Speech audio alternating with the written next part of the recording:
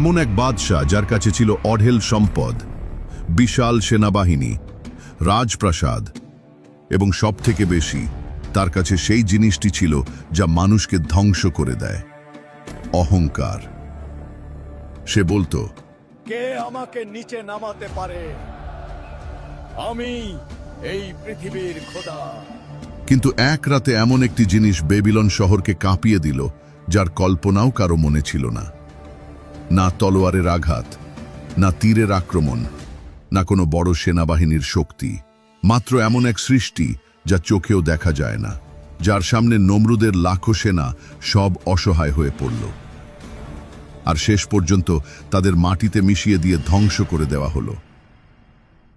প্রাচীন ইরাক অর্থাৎ বাবিল বা বেবিলনের জমির কাছে এমন এক রাজত্ব যেখানে শুধু একজনের আওয়াজের হুকুম চলত, নমরুদ। কোরআন কারিমে এই বাদশার কোনো ব্যক্তিগত নাম পাওয়া যায় না, কিন্তু তাফসির ইবনে কাসির এবং কিছু রেওয়ায়েত অনুযায়ী এই বাদশা ছিল নমরুদ, যে সেই জামানার অত্যন্ত শক্তিশালী এবং অহংকারী শাসক ছিল। মানুষ তার পায়ের শব্দে কেঁপে উঠত, তার প্রাসাদের ছায়ায় শহর দাঁড়িয়েছিল, আর মানবতা নিজের ঘাড় তার অহংকারের সামনে ঝুঁকিয়ে দিয়েছিল। নমরুদ বলতো, রিজিক আমি দিই, জীবন আমি দিই, মৃত্যু আমার হুকুমে হয়। সে শুধু বাদশাই ছিল না, সে নিজেকে খোদা দাবি করত। একদিন নমরুদের কাছে এক জ্যোতিষী আসলো এবং সে জানালো, এমন এক শিশু জন্ম নিতে চলেছে যে তোমার রাজত্ব এবং তোমার খোদা হওয়ার দাবিকে চুরমার করে দেবে। নমরুদের চেহারা সোনালী মহলের ভেতরেও ফ্যাকাশে হয়ে গেল। সে হুকুম দিল, এখন থেকে কোনো মা যেন সন্তান জন্ম না দেয়, সব শিশুকে যেন হত্যা করে দেওয়া হয়। গলিতে গলিতে ফরিয়াদ উঠল, মায়েদের চোখ থেকে জল ঝরতে লাগলো এবং জুনুমের পদচিহ্ন রক্তে ডুবে গেল। কিন্তু যাকে আল্লাহ বাঁচাতে চান, তিনি দুনিয়ার সমস্ত দরজা বন্ধ করে দিয়ে নিজের একটি বিশেষ দরজা খুলে দেন। হযরত ইব্রাহিম আলাইহিসসালামের মা একটি পাহাড়ি গুহায় আশ্রয় নিলেন। চারদিকে গভীর নিস্তব্ধতা। তারপর হঠাৎ এক নূর, এমন এক আলো যা নিস্তব্ধতাকে নিজের ঢেউয়ে জড়িয়ে ছড়িয়ে পড়ল, এবং হযরত ইব্রাহিম আলাইহিসসালামের জন্ম হল। তার বেড়ে ওঠা চুপচাপ গুহার অন্ধকারে হতে থাকল। যে সময় বাইরে জুলুমের অন্ধকার পুরো পরিবেশকে গ্রাস করছিল, ভেতরে আল্লাহ এক আলো প্রস্তুত করছিলেন যা আগামী যুগের ভাগ্য বদলে দিতে চলেছিল। গুহা থেকে বের হতেই ইব্রাহিম আলাইহিসসালাম তার আশেপাশের দুনিয়া দেখলেন। তারা, চাঁদ, সূর্য সব এক নিয়মে চলছে। এখান থেকেই তার সফর শুরু হলো। কোরআন অনুযায়ী ইব্রাহিম আলাইহিসসালামের পিতার নাম ছিল আজর। তিনি মূর্তি তৈরির এক বিখ্যাত কারখানার প্রধান ছিলেন, এবং ইব্রাহিম আলাইহিসসালামের বেড়ে ওঠা ছোটবেলা থেকেই সেই মূর্তি পূজারী ঘরে হয়েছিল। হযরত ইব্রাহিম আলাইহিসসালাম সবকিছু খুব মনোযোগ দিয়ে দেখতেন। তার মুখে একটাই প্রশ্ন থাকত, সত্য কি? কে আমার ভেতরে এই চিন্তা তৈরি করছে? এই প্রশ্নই তাকে মহান করতে চলেছিল। সেই জাতির লোকেরা তারাদের সিজদা করত, চাঁদকে খোদা মানত, সূর্যের সামনে মাথা নত করত, কিন্তু তারপর সব গায়েব হয়ে যেত। হযরত ইব্রাহিম আলাইহিসসালামের মন ডাক দিয়ে বলতো, এসবই ধ্বংসশীল, খোদা ধ্বংসশীল হতে পারেন না। যখন লোকেরা রাস্তা দিয়ে যেত, মূর্তিদের সিজদা করত, দোয়া চাইত, ইব্রাহিম আলাইহিসসালাম চুপ করে দাঁড়িয়ে তাদের দেখতে থাকতেন। একদিন তিনি তার জাতিকে জিজ্ঞেস করলেন, এই পাথরগুলো কি তোমাদের কথা শুনতে পায়? জাতি হেসে উঠল। একজন বললেন, হে ইব্রাহিম, এরা তো আমাদের বাপ দাদার মানা মাবুদ। তিনি আবার বললেন, এরা না তোমাদের ক্ষতি আটকাতে পারে, না তোমাদের কোনো লাভ দিতে পারে, আর তবুও তোমরা এদের ইবাদত করো। হে ইব্রাহিম, তোমার মুখ খুব চলে, কিন্তু এটা আমাদের পূর্বপুরুষদের প্রথা। কিন্তু ইব্রাহিম আলাইহিসসালাম ছাড়ার পাত্র ছিলেন না। তার উদ্দেশ্য ছিল তাওহীদ, একত্ববাদ। গভীর রাত পর্যন্ত দিনভর ইব্রাহিম আলাইহিসসালাম প্রতিটি দরজায় গিয়ে মানুষকে বোঝাতে থাকলেন। কিন্তু মূর্তি পূজারী জাতির মন ছিল পাথর, তাদের মূর্তির মতোই। একদিন ইব্রাহিম আলাইহিসসালাম দেখলেন জাতি এক বড় উৎসবে এবং মেলা উদযাপন করতে গিয়েছে। পুরো শহর খালি। ইব্রাহিম আলাইহিসসালাম তাদের উপাসনালয়ে প্রবেশ করলেন। তিনি চারদিকে দেখলেন, গম্বুজগুলোতে প্রতিধ্বনিত হচ্ছে নিস্তব্ধতা এবং সেই পাথরগুলোর জমে থাকা বোঝা, যা শতাব্দীর পর শতাব্দী ধরে মানুষের কাঁধে ছিল। তিনি একটি গভীর শ্বাস নিলেন। আজ এদের জবাব দিতে হবে। তারপর এক এক করে নিজের কুড়াল দিয়ে মূর্তিগুলোকে ফেলতে শুরু করলেন। কেউ মাটিতে পড়ল, কেউ ভেঙে ছড়িয়ে গেল, কারো চেহারা চূর্ণন বিচূর্ণ হয়ে গেল। আর শেষে সবচেয়ে বড় মূর্তির কাঁধে ইব্রাহিম আলাইহিসসালাম সেই কুড়ালটি ঝুলিয়ে দিলেন। যখন লোকেরা ফিরে এলো এবং নিজেদের উপাসনালয়ের অবস্থা দেখল, তখন চিৎকার করে উঠল। এসব কার কাজ? কেউ একজন বলল, ইব্রাহিম নামের এক যুবক সব সময় আমাদের মূর্তিদের নিন্দা করে। ইব্রাহিম আলাইহিসসালামকে দরবারে ডাকা হলো। তাকে জিজ্ঞেস করা হলো। ইব্রাহিম, তুমি কি এদের ভেঙেছো?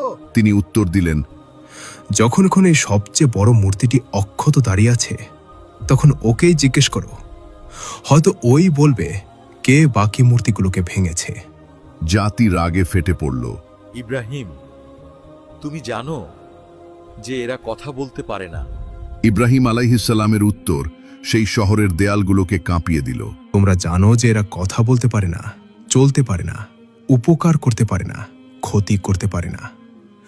তবে তোমরা এদের রব কেন বানাও? এই আওয়াজ বাতাসে ঘুরতে লাগলো। মানুষের মুখে মুখে ধাক্কা খেয়ে নমরুদের প্রাসাদ পর্যন্ত পৌঁছে গেল। ইব্রাহিম আলাইহিসসালামকে নমরুদের দরবারে আনা হলো। আজ এখানে কোনো সাধারণ সাক্ষাৎ ছিল না। একদিকে তাজ, তখত, লস্কর, যুদ্ধ, অন্যদিকে এক নিঃসঙ্গ নবী, কিন্তু অন্তর, ভক্তি এবং বিশ্বাসের সাথে। নমরুদ রাগান্বিত হয়ে জিজ্ঞেস করল, তুই আমার খোদা হওয়াকে অস্বীকার করিস? ইব্রাহিম আলাইহিসসালাম নরম স্বরে বললেন, আমার রব তিনি যিনি জীবন দেন এবং মৃত্যু দেন। নমরুদ হেসে উঠল। এই কাজ তো আমিও করি। তারপর সে দুইজন বন্দীকে ডাকল এবং এক বন্দীকে মাফ করে দিল, অন্যজনকে মারার হুকুম দিয়ে দিল আর বলল, দেখো, আমিও জীবন এবং মৃত্যু দিই। কিন্তু তখন ইব্রাহিম আলাইহিসসালামের একটি বাক্য অহংকারের দেয়ালগুলো ভেঙে দিল। আমার রব সূর্যকে পূর্ব দিক থেকে উদিত করেন। যদি তুমি খোদা হও, তবে একে পশ্চিম দিক থেকে উদিত করো। দরবার জমে গেল, বাতাস পর্যন্ত থেমে গেল, চোখগুলো বড় হয়ে গেল। কোরআন বলে, কাফের বা অবিশ্বাসী হতভম্ব হয়ে গেল। নমরুদের অহংকার প্রথমবারের মতো কেঁপে উঠল। সত্য সবসময় দুটি রাস্তা দেয়, হয় নত হও অথবা জ্বালিয়ে দাও। নমরুদ জ্বালিয়ে দেওয়ার পথ বেছে নিল। সে হুকুম দিল, সবচেয়ে বড় আগুন জ্বালাও, যা এই জমিন কখনো দেখেনি। কাঠ জমা করা হলো, এতটাই যে পাহাড় হয়ে গেল, এবং আগুনের শিখা আকাশ ছুঁতে লাগল। আগুনের তাপ এতটাই বেড়ে গেল যে পাখিরাও সেই জায়গার উপর দিয়ে উঠতে পারছিল না। তারপর এক মানজানিক ক্যাপল্ট তৈরি করা হলো, যা পাথর এবং আগুনের গোল্লা দূর পর্যন্ত নিক্ষেপ করত। হযরত ইব্রাহিম আলাইহিসসালামের হাত বাঁধা হলো। জালিম জাতি হাসছিল। নমরুদ নিজের অহংকারে এসব দেখছিল। আর তারপর ইব্রাহিম আলাইহিসসালামকে আগুনে ফেলে দেয়া হলো। পৃথিবী শ্বাস আটকে ফেলল, আকাশ নিস্তব্ধতায় ডুবে গেল। আর তখন আরশে ইলাহি থেকে হুকুম নাজিল হলো, হে আগুন, ইব্রাহিমের ওপর ঠান্ডা হয়ে যাও এবং শান্তিদায়ক হয়ে যাও। আগুনের স্বভাব বদলে গেল। পোড়ানোর জন্য সৃষ্টি হয়েছিল, কিন্তু রব তাকে শান্তির বিছানা বানিয়ে দিলেন। আগুনের মাঝখানে সবুজ ঘাস গজিয়ে উঠল। ইব্রাহিম আলাইহিসসালাম হাসি মুখে দাঁড়িয়ে রইলেন। কাপড় অক্ষত, শরীর সুস্থ, আধ্যাত্মিক নূর তার চেহারায় চমকাচ্ছিল। জালিম জাতির চোখ কপালে উঠল। অহংকারের দেয়াল ভেঙে পড়ল। ইব্রাহিম আলাইহিসসালাম জীবিত বের হলেন, কিন্তু নমরুদ ভেতর থেকে মরে গেল। শেষে নমরুদ এবং তার সেনাবাহিনীর পরিণতি কি হল, এই ঘটনা কোরআনে আসে না, কিন্তু ইবনে কাসির তার তাফসিরে একটি রেওয়ায়েত হিসেবে জানিয়েছেন যে একদিন আল্লাহ একটি ছোট মশাকে নমরুদের সেনাবাহিনীর ওপর চাপিয়ে দিলেন। এক রাতে আকাশ থেকে ধুলো উঠতে থাকে। প্রথমে একটি মশা, তারপর দুটি, তারপর লাখো। মশালগুলো নিভে যায়। সেনাবাহিনী পালাতে থাকে। ঘোড়াগুলো নিয়ন্ত্রণহীন হয়ে পড়ে। সৈন্যরা চিৎকার করে তাদের বাদশাকে ডাকতে থাকে। এমন এক সৃষ্টি যা মানুষের নজরে কিছুই না, এক বিশাল বাহিনীকে ধুলোয় মিশিয়ে দেয়। নমরুদ পালায়, নিজের মুখ লুকায়, কিন্তু একটি মশা তার নাকের ভেতর ঢুকে যায়। মাথায় ব্যথা ছড়িয়ে পড়ে। অহংকারের পাহাড় এক ফোঁটার কষ্টে পড়ে গেল। সে মাথায় আঘাত করতে থাকত, দেয়ালে মাথা ঠুকত। যে মুখ দিয়ে বলতো আমি খোদা, আজ সেই মুখ চিৎকারে ডুবে গেল। একটা সময় আসল, যখন মশা তার মস্তিষ্ক খেয়ে ফেলল, তার শ্বাস থেমে গেল। তার পরিণতি শিক্ষণীয় হলো। এই ঘটনা শুধু অতীতের নয়, এটা রোজ হচ্ছে। আজও মানুষ নিজের সম্পদ, ক্ষমতা, প্রতিপত্তি নিয়ে গর্ব করে, আর মনে মনে একটি আওয়াজ বলে আমি আইন। কিন্তু যে রব নমরুদকে মশা দিয়ে নামাতে পেরেছিলেন, তিনি আমাদের অহংকারকে কোন জিনিস দিয়ে ভেঙে দেবেন কেউ জানে না। নিজের মনকে প্রশ্ন করো, আমার ভেতরেও কি ছোট এক নমরুদ লুকিয়ে আছে? যদি থাকে, তবে তাওহীদের আলো জ্বালিয়ে দাও এবং আল্লাহর কাছে তওবা করো।